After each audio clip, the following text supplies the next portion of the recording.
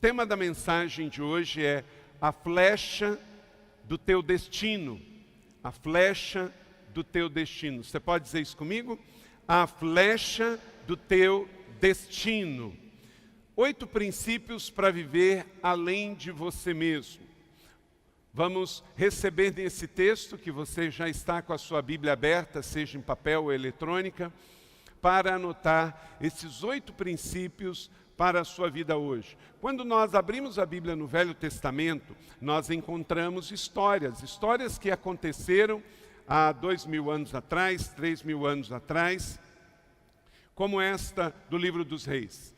A história em si, o fato histórico, nunca mais voltou a acontecer. Os nomes, os lugares. Porém, a Bíblia não é só um livro de história, e eu gosto de ressaltar isso para que você pegue os princípios da palavra. Aquela história tem a ver com a sua vida hoje, tem a ver com a minha vida hoje.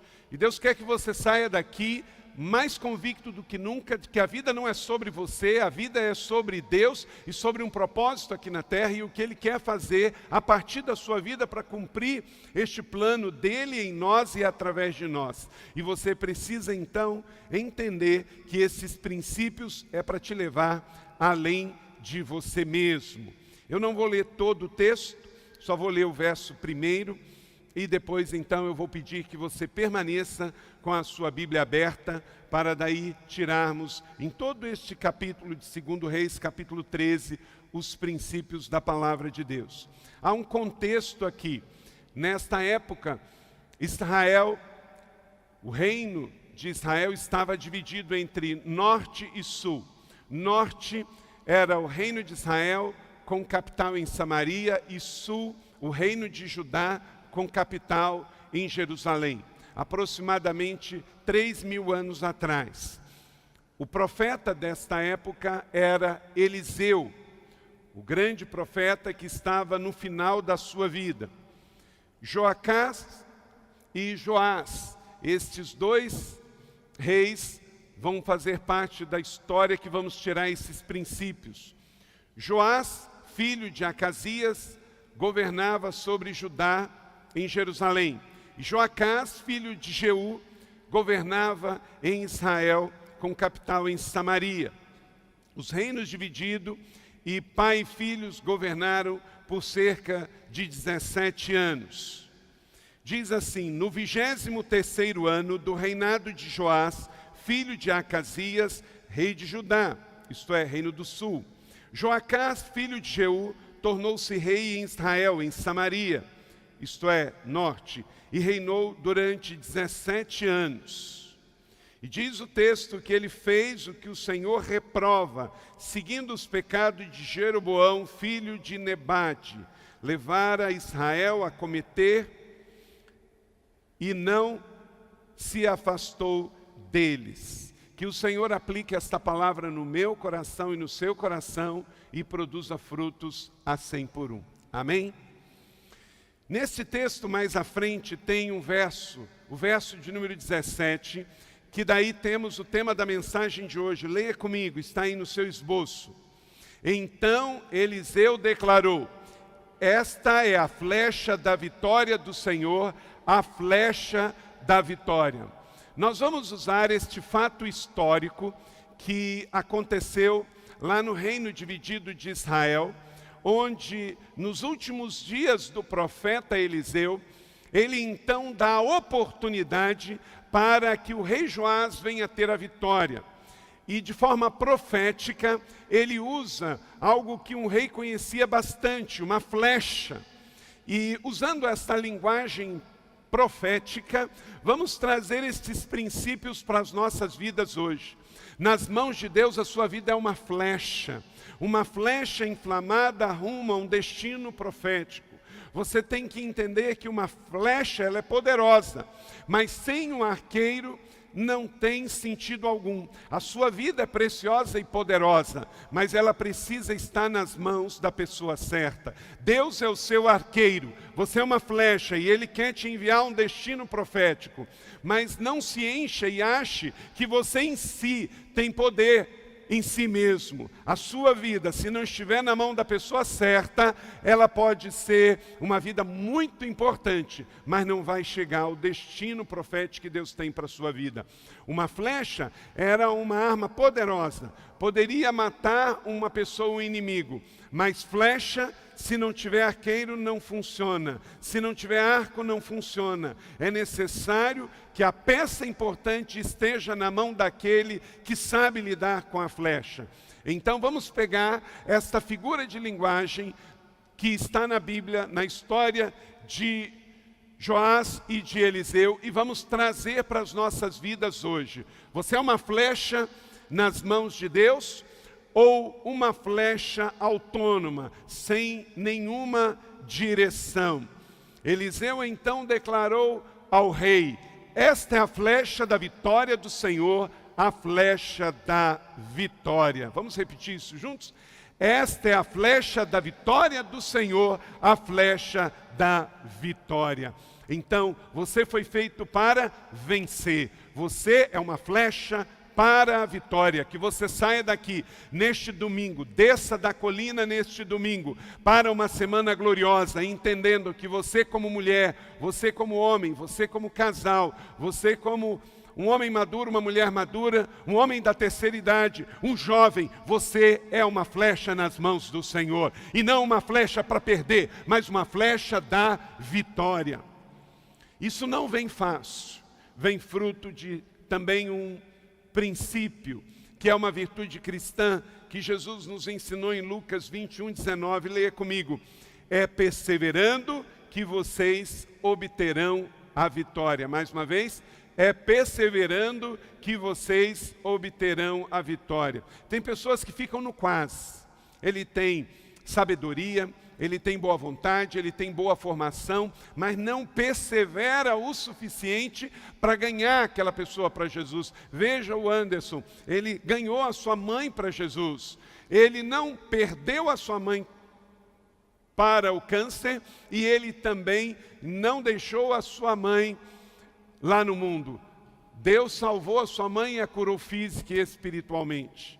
Então é assim que Deus te quer, perseverante, para ganhar aquele filho para Jesus, aquela esposa para Jesus, aquele marido para Jesus, o seu pai, a sua mãe, se ainda não se converteu, para ver daquela enfermidade curada, para alcançar aquele curso que você tanto almeja. Não seja uma promessa, não fique na tentativa ou no potencial, mas que você alcance o seu destino profético em nome de Jesus. Mas persevere, porque por detrás de toda vitória tem uma história de perseverança.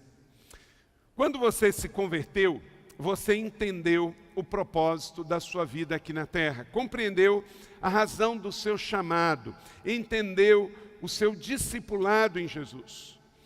Quando a gente ainda leva uma vida natural sem Jesus, a gente não compreende as coisas do Espírito.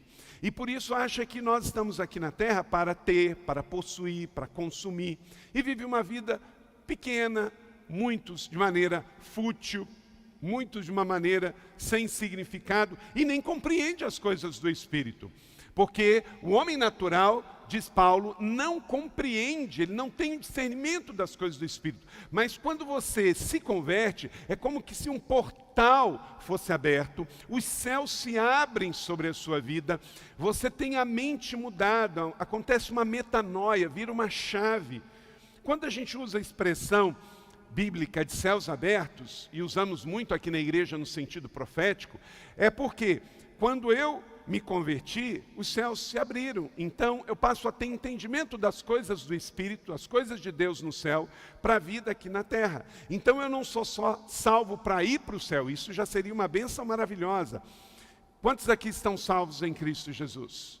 Amém? Então seu nome está escrito no livro da vida, mas entenda o seguinte: você não foi salvo só para ir para o céu, os céus estão abertos, então você traz recursos do céu para viver aqui na terra, buscando sabedoria para lidar nos seus negócios, com a sua família, buscando sabedoria para educar os seus filhos, para o namoro, para o casamento, para a sua vida como empresário, como funcionário, porque você foi salvo e vai para o céu, mas você não é salvo só para ir para o céu. Você tem uma vida aqui na terra, talvez de 50 anos, 60 anos, 70 anos, se Deus permitir. Então você vai viver sobre céus abertos, com os princípios proféticos do céu aqui na terra.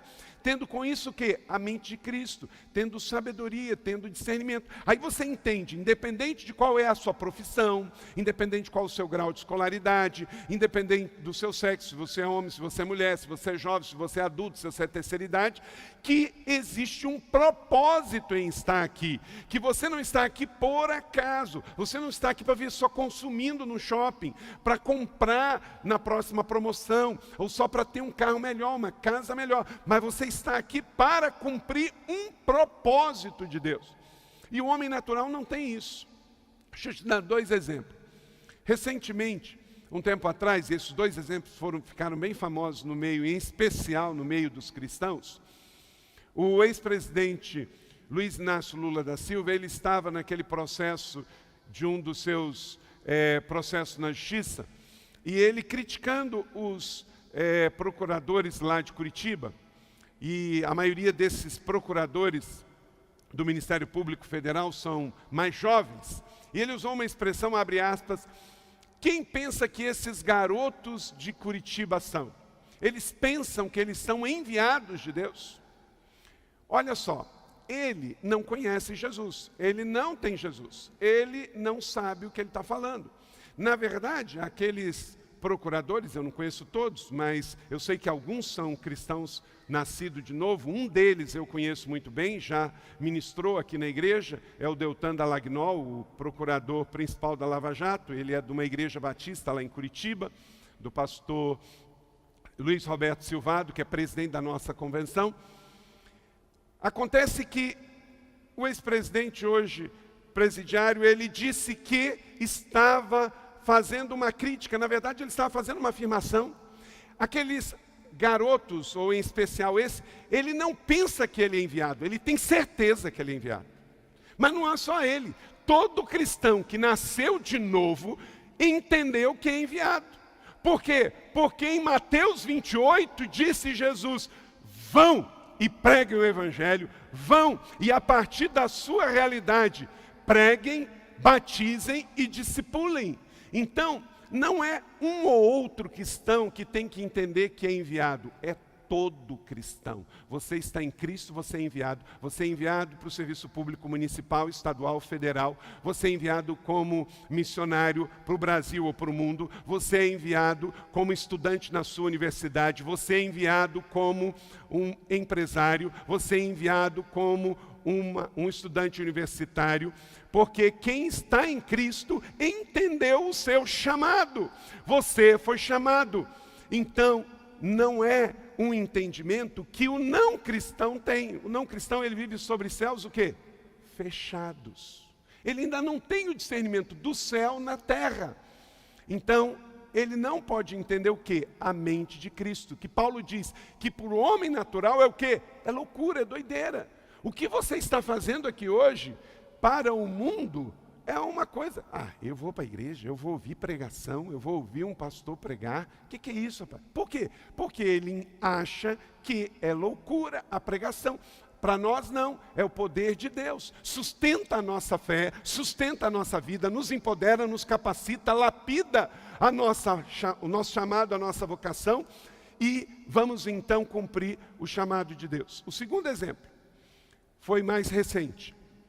O ministro do Supremo, mais famoso negativamente no momento no país, chama Gilmar Mendes.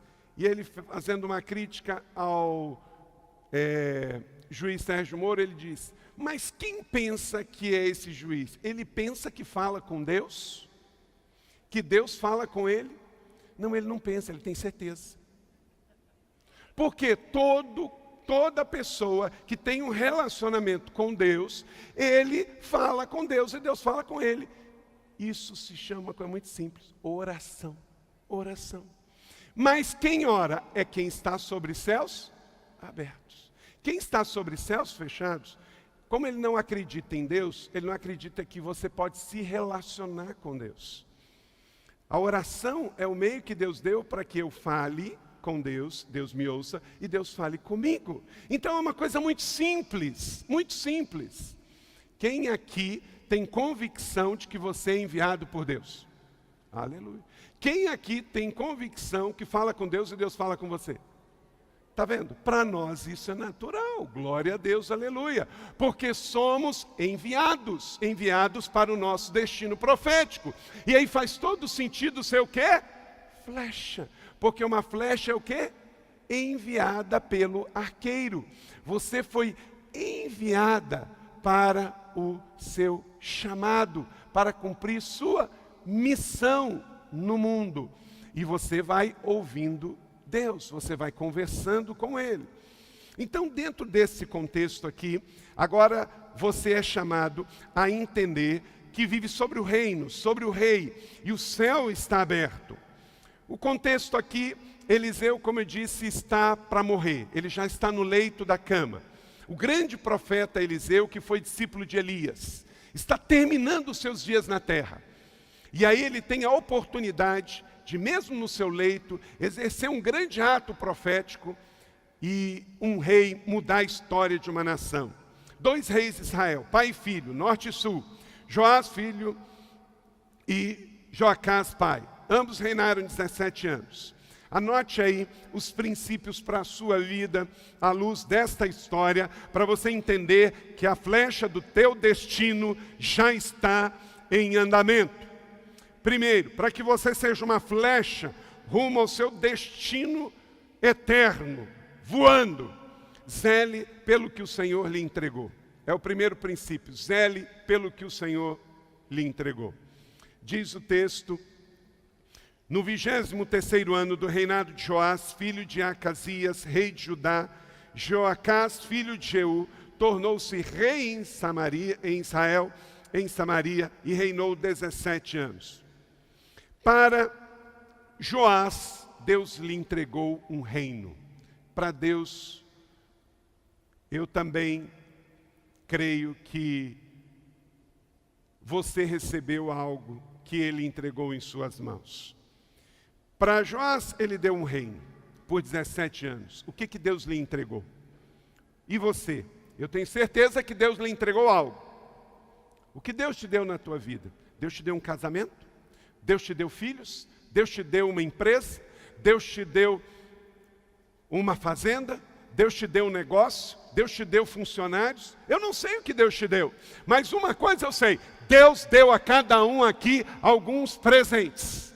Ele deu para você a vida, Ele deu para você dons, Ele deu para você habilidades. E não pense que é em vão, Ele deu com um propósito. Isso não é só com você, tem um chamado do alto. Então, o primeiro princípio: se você é uma flecha nas mãos do grande arqueiro, você tem que zelar pelo que o Senhor lhe entregou. É filhos, são estudos, carreira, emprego, empresa, é um ministério. Deus te deu uma célula, uma coordenação, uma supervisão. Deus te deu bens, Deus te deu uma influência, Deus te deu discípulos, Deus te deu uma ideia, Deus te deu uma visão, Deus te deu uma promessa. O que Deus te deu? Olhe para as suas mãos. Olhe assim para as suas mãos. E veja o que Deus te deu. Você tem coisas nas suas mãos. E seja fiel. Veja com os olhos da fé o que você tem nas suas mãos. Sabe por quê? Grande ou pequeno, muito ou pouco, você vai dar conta a Deus do que você tem nas suas mãos. E se você não se alegrar com o que Deus te deu, nunca Ele vai te dar algo maior. Porque o princípio da expansão é o princípio da satisfação. 3 princípios sobre boa mordomia. Ainda dentro deste tema, anote aí. Como eu disse, eu sei o que Deus me deu. Eu sei o que Deus deu para Joás, mas eu não sei necessariamente o que Deus te deu.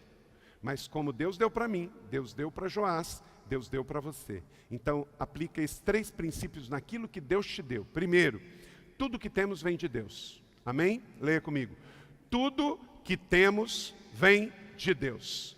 João 3:27, leia comigo. Uma pessoa só pode receber o que do céu lhe é dado. Deixa eu dizer uma coisa: tudo que você tem, Deus te deu. O diabo não te deu nada. O diabo te deu nada porque ele não é dono de nada. Nem dor de cabeça o diabo pode te dar, porque ele não tem poder sobre a sua mente. Dor de cabeça ou é o próprio organismo, né? Ou é alguma coisa espiritual, mas do céu, do inferno não é não. Mas talvez alguma coisa que você comeu, o seu fígado reclama, né? Entenda, o diabo não é dono de coisa alguma. A Bíblia diz que ele está embaixo dos meus pés. Se ele quiser seu nome, ele vai ter que ver de baixo para cima, né? Então, zele pelo que você entregou. O que você tem, Deus te deu. O que você tem, Deus te deu. A única coisa que você pode ter na sua vida que não é Deus te deu é o pecado. Tudo que você possui, qualquer bem, qualquer dom, qualquer habilidade, qualquer presente espiritual, tudo foi Deus que deu. Então, zele por isso, Deus te deu. Tudo que temos vem de Deus. Um outro princípio, seja fiel no pouco e Ele te vai confiar mais, porque Deus não faz acepção de pessoas, mas Ele faz acepção de atitudes. Então, muito bem, servo bom e fiel, você foste fiel no pouco, eu te porei sobre o muito. Então, é Ele quem multiplica. Mateus 25, 21, fruto da sua boa mordomia. E você prestará contas do que recebeu. Não importa o que você tem. E aí aumenta a responsabilidade de quem Deus dá mais. Esta igreja tem muita responsabilidade, que Deus deu muito para ela. Eu tenho muita responsabilidade. Olha quanta responsabilidade espiritual eu tenho. Portanto que Deus nos deu nesse ministério. Ore muito pelos pastores da igreja, por mim. Então entenda, cada um vai prestar conta do que recebeu diante de Deus. De novo, quanto que você tem nas suas mãos? O que você tem nas suas mãos? Quantos filhos você tem? Quantos recursos você tem? Quanta influência você tem? O que você está fazendo? Qual a sua profissão? Quantas pessoas você lidera? Então zele pelo que o Senhor te entregou, a flecha do teu destino. Então, o primeiro princípio é isso, zele pelo que você recebeu. Se você é gerente, você tem uma responsabilidade. Se você é diretor, você tem uma responsabilidade. Se você é professor, você tem uma responsabilidade. Se você é coordenador, você tem uma responsabilidade. Se você é diretor local, se você é diretor nacional, se você é um CEO de uma grande empresa, saiba, Deus te deu uma responsabilidade. Seja fiel a Ele. Sua revelação é o seu ministério. Seu dom aponta para o seu chamado. Sua dor será a sua especialidade. E sua semente determina a sua colheita. Eu vou repetir esses 4 princípios e eu peço que você guarde isso no coração. Porque estamos falando sobre princípios que Deus nos dá e atravessamos com Ele toda a nossa jornada. Sua revelação é o seu ministério. Sua revelação é o seu ministério. Seu dom aponta para o seu chamado. Sua dor será a sua especialidade. Então não pense se você atravessou uma dor, que isso foi por acaso. Se você atravessou um câncer, você tem melhor condição de ser um instrumento para aconselhar pessoas que estão hoje passando por uma quimioterapia do que alguém que não experimentou isso ainda. Sua semente determina a sua colheita. Então não tem como, é um princípio da natureza, não tem como você colher se você não semeia. E sempre vamos colher na mesma espécie e na quantidade da proporção semeada. Inclusive, se você não está gostando do que está colhendo, mude as sementes, porque é um princípio biológico, é um princípio da vida que se aplica no mundo espiritual. É sempre na mesma proporção e na mesma espécie. Não existe colheita sem nem uma semente lançada. Por isso que entendemos que uma flecha rumo ao seu destino profético, ele é fiel, é uma pessoa que dizima, que oferta e que primicia, e não só dá o dízimo com fidelidade, mas tira em primeiro lugar, porque como aprendemos em 40 dias de vida abençoada, queremos dar primeiro dízimo do que pagar uma conta que devemos ao banco, porque não primiciamos no banco, primiciamos na casa do tesouro. Entendeu? Segundo princípio, anote aí, se você é uma flecha, cuide para não se desviar da santidade do Senhor. Uma flecha lançada não pode se desviar. Verso de número 2 e 3. Mas Joás, diz o texto, fez o que o Senhor reprova, seguindo os pecados de quem? De Jeroboão, filho de Nebade, levara Israel a cometer, e não se afastou dos pecados de outro que veio antes dele. Por isso a ira do Senhor se acendeu contra Israel, e por longo tempo eles manteve sob o poder de Jezael, rei da Síria, o seu filho Ben-Hadad. Olha só, é por isso que às vezes usamos a expressão de pecados escravizadores. O povo de Israel foi escravo da Síria porque o seu rei seguiu a falsos deuses, fez o que outro rei ruim também fez. Quer dizer, assumiu o trono, era a oportunidade de fazer uma reviravolta, acabar com as coisas ilícitas na nação, mas o que Joás fez? Continuou os atos errados de Jeroboão. Jeroboão estabeleceu lá no norte de Israel. Quem vai a Israel nas nossas viagens aqui da nossa igreja, eu levo num lugar na fronteira com o Líbano e com a Síria. Lá no norte de Israel, foi o único lugar, nas ruínas da cidade de Lessem, antiga cidade que já existia no tempo dos cananitas, que Abraão passou por lá, um altar, aonde quando havia a divisão do reino do norte e do sul, um altar, porque foi uma tentativa de copiar o que tinha em Jerusalém, fazendo lá no norte em Samaria, mas Deus não autorizou isso, foi uma abominação, e aquele altar que começou para adorar a Deus, depois já estava sacrificando no meio pagão. Então fez o que o Senhor reprova. Joacás fez o que o Senhor reprova. Joás fez o que o Senhor reprova. Meu irmão, minha irmã, se você tem na sua família, se você teve alguma pessoa que esteve numa função que hoje você está, não repita os erros dessa pessoa. Se você assumiu uma posição de liderança e está saindo alguém dali, e você está entrando num novo lugar, estabeleça novos marcos, em nome de Jesus. Joacás seguiu os pecados de Jeroboão, Joás seguiu o pecado de Jeroboão. Não imite histórias do pecado de ninguém, cuide para não se desviar da santidade de Deus que Deus lhe entregou. As histórias dos reis de Israel estão cheias de citações de pecados de Jeroboão. Jeroboão, ele acabou sendo uma referência para o mal, que em nome de Jesus, eu e você sejamos referência para o bem, para a fé, para a santidade. Quando alguém pensar na nossa vida, seja para imitar as coisas boas que a gente faz e nunca as coisas negativas, em nome de Jesus. A maldade dele se tornou ponto de referência.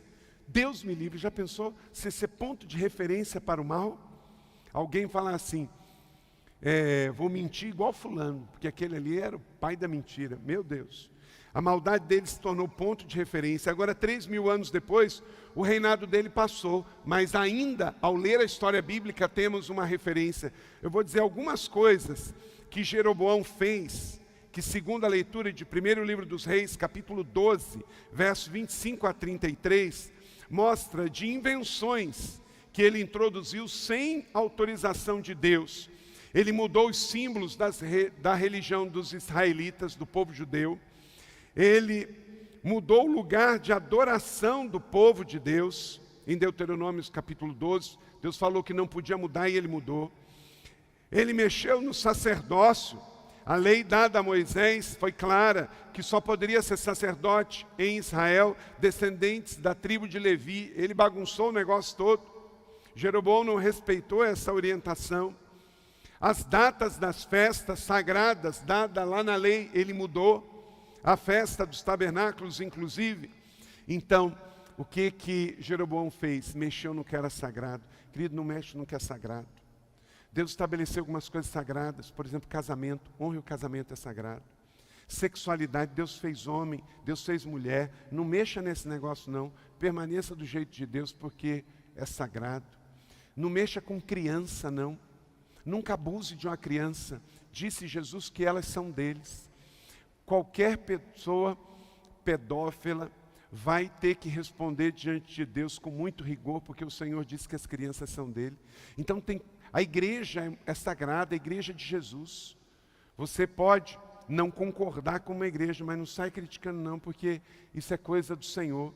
Então a igreja de Jesus, o homem é do Senhor, a sexualidade, as crianças, são coisas que Deus fez, a família, o casamento, isso é sagrado. Agora nós estamos vivendo num mundo caído pelo pecado, que ele quer desfazer aquilo que Deus estabeleceu. Olha o fim de Jeroboão. Então, permaneça em Jesus. 3. Não retome as velhas práticas do passado. Então, se você está em Cristo, você é uma nova criatura. Você é uma flecha. Flecha não volta. Uma vez lançada, ela tem um destino. Amém? Ela só vai poder voltar depois que ela cumprir o destino, o arqueiro for lá e pegar a flecha, limpar, afiar e botar de novo na aljava. Não é? Então, se você é uma flecha e cumprir o destino de Deus, chegar lá, depois Deus pode te pegar e te dar uma nova missão. Mas do contrário, flecha lançada não pode voltar pela sua própria autonomia, porque ela tem que chegar ao destino que Deus deu. Então, não retome as velhas práticas do passado. Quantos aqui tiveram pais que não seguiram o Senhor e morreram sem ter a conversão? Levanta a mão. Muitos. Eu quero dizer para você que você pode honrar a memória dele, mas existem coisas, por ele não ter conhecido o Senhor, que ele fazia que você não pode fazer. E às vezes isso é tão natural. Tem pessoas que pegam o temperamento de um pai que não conheceu o Senhor Jesus. E aí você diz, mas eu sou filho de fulano. Espera aí, quem está em Cristo, nova criatura é. Se seu pai era um descontrolado emocionalmente, você não precisa carregar este pecado sobre a sua vida, porque ele já morreu. Você não tem mais controle sobre isso, mas você vive, e você é uma flecha. Seu pai não conhecia o Senhor, você conhece. Então você não pode desculpar pelo seu DNA, porque você tem a mente de Cristo. Então entenda, não volte às velhas práticas do passado. Não queira os pecados de Jeroboão, permaneça em Jesus e não nos seus pecados. 4. Deixe os pecados dos seus pais para trás. Versos 10 e 11. No 37º ano do reinado de Joás, rei de Judá, Joás, filho de Joacás, que já tinha sido também errado, tornou-se rei de Israel em Samaria e reinou 16 anos. E também o que aconteceu, olha o texto, ele fez o que o Senhor reprova, e não se desviou de nenhum dos seus pecados que Jeroboão, filho de Nebate, levara Israel a cometer. Então Jeroboão errou, Joacás errou, Joás errou. Joacás pecou, fez o que Jeroboão fez. Agora vem Joás e faz o mesmo. Sabe o que é isso? Uma maldição hereditária, um sofisma, uma fortaleza, pegou a cabeça desse rei e ele foi passando de filho, de pai para filho, para neto. Então, aquilo que é de origem do pecado, você tem que romper na sua vida. Você não pode trazer dos seus antepassados para hoje, porque, de novo, quem está em Cristo tem uma nova mente, tem uma nova identidade, porque agora tem os céus abertos sobre a sua cabeça. Você sabe que é enviado, você sabe o que é oração, você sabe que é uma flecha nas mãos do Senhor. Então você não pode ficar com a mente velha do passado, que não tinha esta concepção espiritual que hoje você tem. Então não retorne às velhas práticas do passado, como no ponto 3, e deixe os pecados dos seus pais para trás, porque hoje você é responsável. Não imite o pecado de ninguém, aprenda com a virtude de todos, mas saiba que aquilo que veio do pecado tem que perecer. 5, receba a sua paternidade espiritual. Veja bem que Joacás, vendo que a situação estava preta com a Síria, aí ele se lembra do homem de Deus. Quem é o profeta de Deus nesta terra? Alguém falou para ele, Eliseu. Ele falou, cadê Eliseu? Aí Eliseu está morrendo, corre lá. Aí ele vai até a casa de Eliseu, diz o texto que Eliseu está no leito de enfermidade. Como é que ele chega lá e fala? Veja o verso 14 aí do texto que você tem comigo em 2 Reis, capítulo 13, verso 14. Leia comigo. Como é que o rei Joás chega na casa do profeta? Meu pai, tu és como os carros e cavaleiros de Israel. Ah, é, né? Agora, a coisa ficou preta. O exército da Síria está arrebentando Israel. Você seguiu a Jeroboão, você seguiu o seu pai Joacás. Agora você vem aqui, né? Bonito. Sabia que estava errado. Sabia que no momento que não tinha mais jeito, aí foi lá, meu pai. E interessante, foi até certinho. Procurou quem era o homem de Deus e bateu na porta do homem de Deus da maneira certa, porque ele sabia que Eliseu era o pai espiritual da nação de Israel, porque era o sacerdote. Nós temos essa linguagem aqui na igreja, ele entendeu isso. E interessante que ele chegou do jeitinho que Eliseu fez quando Elias foi para o céu. Anote essa referência, 2 Reis, capítulo 2, verso 12. Quando Elias está indo para o céu, Eliseu disse o quê? Meu pai, tu és como os carros e cavalheiros de Israel. Igualzinho. Sabe quanto que deve ter passado desse tempo? Mais ou menos uns 50 anos. E esta forma de chamar era usada ainda.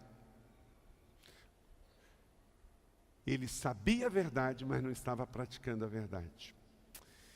Então ele corre lá, e sabe qual é o problema aqui? Ele reconhece a paternidade espiritual, mas ele não obedece até o fim. Você vai ver aqui o texto. A paternidade espiritual é algo muito importante. E nesse ponto aqui, Joás acertou. Quando a coisa estava preta, ele viu que não poderia resolver como um rei que tinha todo o poder dos exércitos com ele. Ele precisava da ajuda espiritual, ele procura então Eliseu. Tem muita gente ferindo e não entende sobre paternidade espiritual. Se você não encontrar satisfação na paternidade, você poderá oferecer a escassez da orfandade. Hoje tem muita gente até falando sobre paternidade espiritual. Tem movimentos de novas igrejas, tem um pessoal que até está descolado, está usando roupa legal, tem idade boa, até usa tatuagem, mas às vezes está falando de paternidade, mas está vivendo na orfandade. Você sabe esse monte de igrejinha que tem por aí, gente? E eu falo igrejinha porque às vezes no sentido é igrejinha mesmo. Que precisava haver um arrependimento e uma busca para pedir perdão pela falta de paternidade, porque às vezes está debaixo do espírito de orfandade. Esses dias eu estava pregando em Brasília e fui a Ceilândia. Sem exagero nenhum, numa quadra, tinha 5 igrejas evangélicas numa mesma quadra. Todas pequenas. Aí você vai falar assim, pastor, mas tem salvação lá. Sim, tem, graças a Deus. Porque a salvação não depende do pastor e da igreja. É o Senhor, na sua palavra, que convence o homem do pecado, da justiça e do juízo. Mas aquele monte de igrejas é fruto de divisão. E a maioria delas é assim. Não se submeteu, vai e sai e abre a igreja. Aí lá na igreja vai falar sobre paternidade espiritual. Só que está debaixo da orfandade porque não resolveu isso na sua vida. Meu irmão, definitivamente, aonde foi a sua quebra, você tem que permanecer para ficar mais forte. Quando tem um cano de ferro e ali há uma quebra, vem uma solda e aquele lugar fica mais forte, aquele cano pode quebrar de novo, mas se a solda for bem feita, vai quebrar em outro lugar, não quebra onde foi soldado, porque a solda reforça. Assim acontece com o nosso corpo. Não acontece de uma pessoa quebrar um osso no mesmo lugar, é a coisa mais rara que acontece, porque há uma reação do organismo em fortalecer aquele lugar que foi quebrado. Então o osso se calcifica numa dose mais forte, é o organismo protegendo aquele osso para que ele não venha se quebrar. Então, se você foi contrariado, se você perdeu, se você não gostou de algo, não vá embora, permaneça. Lá na sua célula, resolva o problema. No seu ministério, resolva. Na igreja, resolva. Se está com desentendimento, senta, conversa. Você tem que sair mais forte de uma crise e não simplesmente ir embora. Abandonar, não adianta abandonar casamento, não adianta mudar de célula, não adianta mudar de igreja, não adianta mudar de ministério, porque Deus está tratando em você. O lugar da sua quebra é o lugar do seu fortalecimento, o lugar da sua dor é o lugar do seu empoderamento.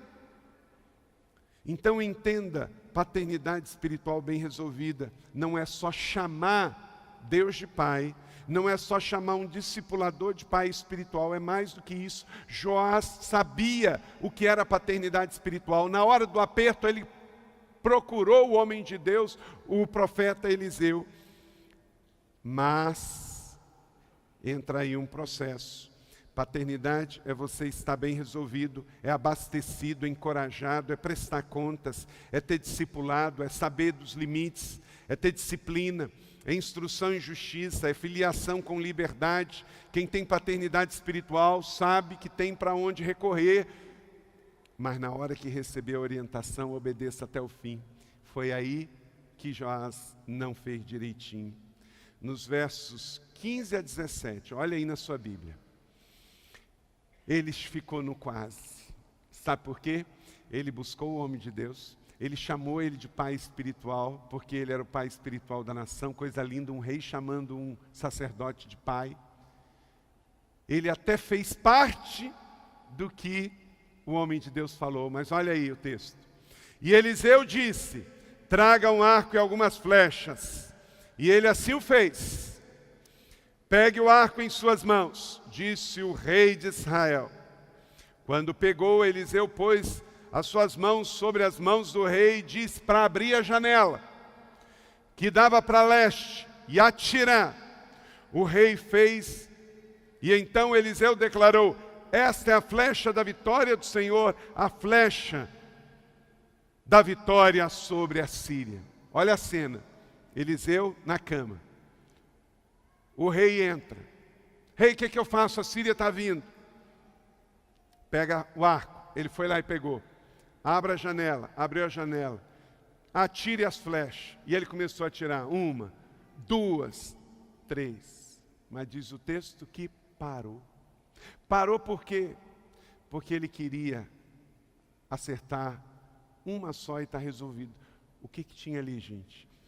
Na verdade, Joás procurou para resolver do jeito dele. Ele queria que houvesse alguma coisa mística, mágica naquele momento, que impedisse o ataque naquele instante, e não que ele tivesse que fazer uma campanha.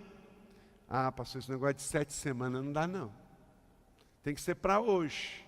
Pastor, pega o óleo aí, impõe as mãos na minha cabeça, faz aquela oração forte, bota o capeta para correr e vamos logo para o abraço.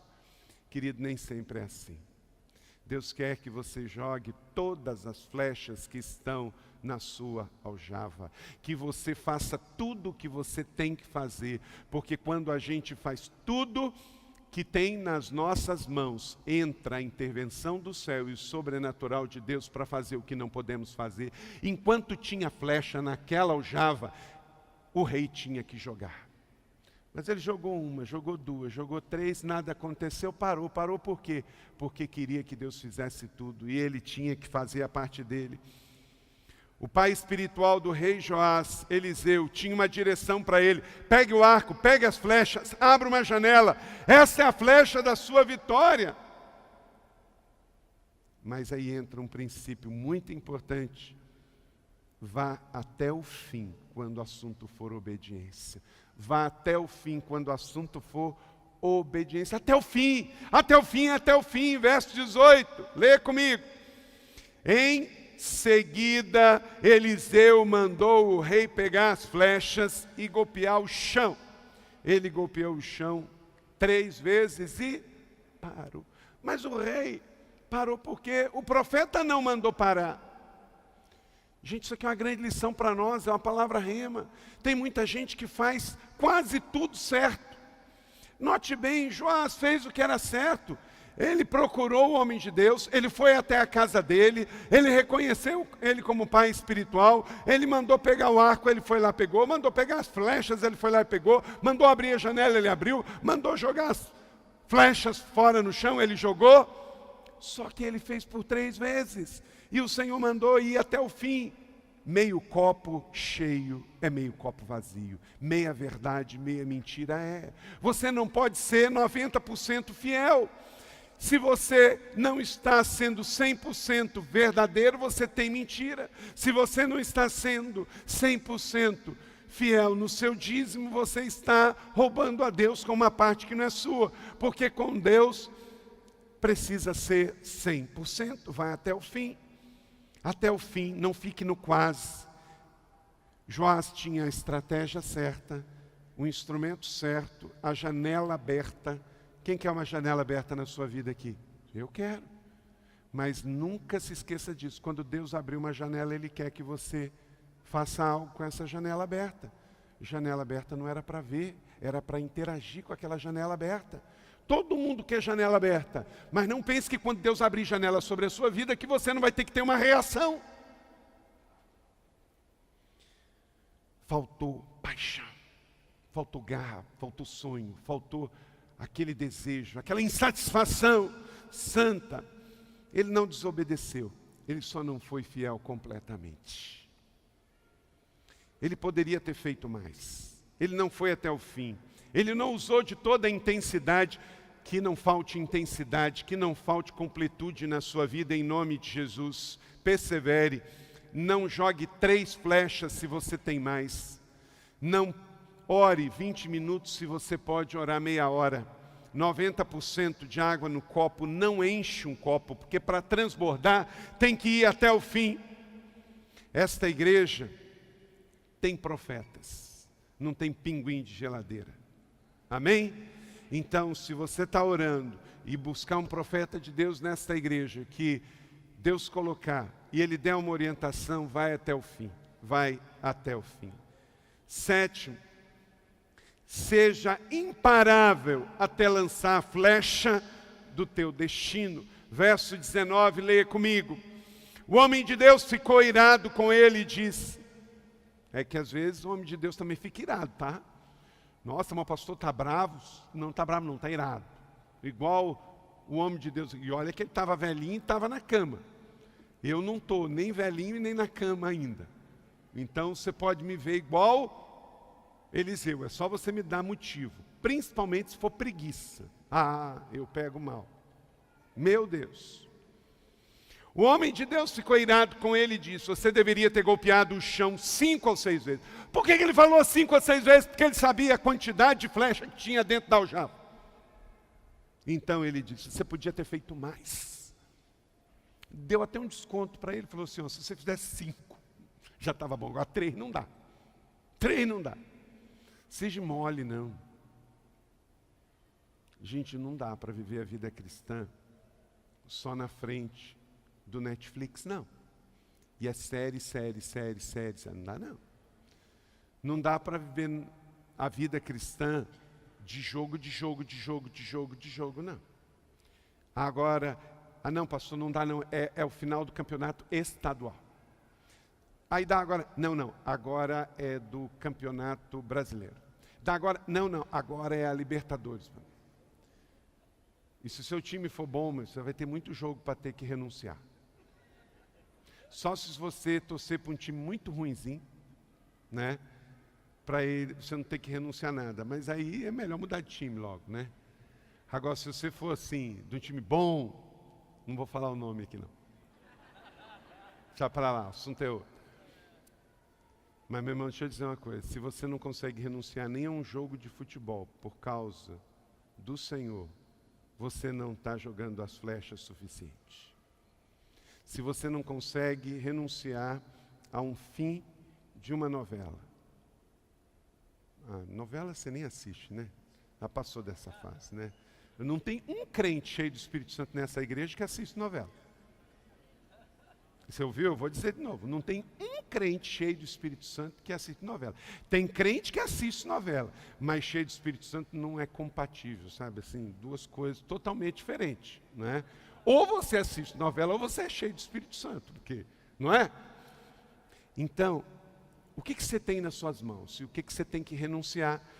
Seja implacável, seja imparável. Quantos homens de honra tem aqui? Isso aí. Você pegou o meu livro Imparáveis? Lê até o fim, tá? Não para não. Até o fim. Pastor Conrado foi muito generoso. Deu o testemunho dele, deu para você 1º de maio. É terça-feira, mas espero que você já tenha. Quem já terminou? Isso, é imparável. Não vou perguntar quem não terminou ainda não. O André, até terça-feira, tá? Lê um pouco mais hoje. Irmãs, eu sei que para vocês eu não precisava ter feito essa. Esse aqui é igual Eliseu deu para Joás, 5 ou 6. Eu fiz um livro mais fino com letra grande para homem ler. Para pelo menos ele ser imparável na leitura desse livro. Porque pensa o negócio se é homem ler, é difícil. Mas homem de honra é diferente, discípulo da IC é diferente. Amém? Seja imparável, a flecha do teu destino está em jogo. Verso 19, o homem de Deus ficou irado com ele. Por quê? Porque sabia que ele tinha mais. Meu irmão, não se considere menos, porque Deus te fez mais. Você foi feito para liderar, você é caçador, você é provedor, você é aquele que chega, vê a situação difícil, você vai para cima. Você não fica reclamando. Homem de honra, chega em casa, tem uma louça para lavar, vai lá e lava. Ué, não tem problema não é isso? Isso. Quem diz que você vai ser menos homem se lavar uma louça lá? Você vai ser menos homem se você for preguiçoso. É isso aí. Tem mulher que ainda está naquela assim, não está trabalhando fora, aí alguém pergunta e fala assim, o que você faz? Está trabalhando? Não trabalho não. O que você faz? Não, eu sou dona de casa. Minha irmã, a senhora é poderosa. Bota uma vassoura, um balde, um pano de chão na mão do seu marido. Daqui a 5 minutos ele está reclamando de dor. Bota um tanque na frente dele. Bota um almoço para ele fazer, né? Então, você trabalha muito. Amém ou não amém, homens? Isso. Quantas mulheres aqui não trabalham fora, mas trabalham muito em casa? Levanta a mão. Isso. Vocês são mulheres femininas. Deus abençoe você que trabalha em casa. E você, marido, que tem uma mulher que trabalha fora, então você tem que dar dupla honra para ela. Quando ela chegar em casa cansada, vai lá e serve algo especial para ela. Seja imparável. Lance a flecha do seu destino. Por que você parou? Deus te trouxe aqui hoje para você não parar. Há uma flecha, a sua vida é uma flecha, ela já foi lançada. Não desista da sua fé, não desista do seu Deus, não desista do seu casamento, não desista dos seus negócios, não desista daquele sonho. Volte a sonhar, volte a profetizar, declare os sonhos de Deus. Diz, nesse ano da intercessão a coisa vai romper aqui em casa. Nós vamos entrar num outro nível, porque eu sou um homem de Deus, eu sou um homem de honra, eu sou um homem imparável. Deus já me lançou. Entenda, não existe plano B, desistir não é uma opção. No dia que você se converteu, eu e você entendemos o sentido da vida. Então fomos lançados. E a flecha lançada não pode voltar mais atrás. Amém? E 8º e último, honre e valorize as pessoas de Deus na sua vida. Verso 20 e 21. Olha só o que é um homem de Deus, gente. Então Eliseu morreu e foi o quê? Sepultado. Morreu, foi sepultado. Ora, as tropas moabitas que viviam do outro lado do rio Jordão, Moabe, quando vinha o tempo da primavera, eles invadiam Israel para saquear. Olha só, as tropas moabitas costumavam entrar no país em todas as primaveras. Certa vez, enquanto alguns israelitas sepultavam um homem, veio de repente uma dessas tropas, então jogaram o corpo do homem no túmulo de Eliseu e fugiram.